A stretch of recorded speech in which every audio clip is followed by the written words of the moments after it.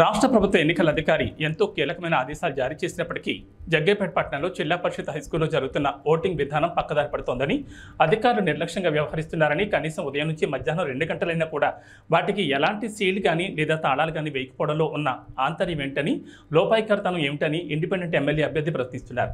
ప్రతిక్షణం ఇక్కడ లోపాలను ఎత్తి చూపుతూ ఉన్నతాధికారులు చర్యలు తీసుకోకపోవడంపై ఆంతర్యం ఏమిటని ప్రశ్నిస్తున్నారు.